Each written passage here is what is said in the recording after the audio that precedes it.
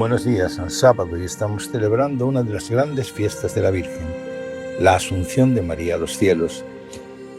Y el Evangelio presenta la visita de María a su prima Isabel. Y escuchamos ese saludo especial de Isabel: dichosa tú que has creído, porque lo que te ha dicho el Señor se cumplirá.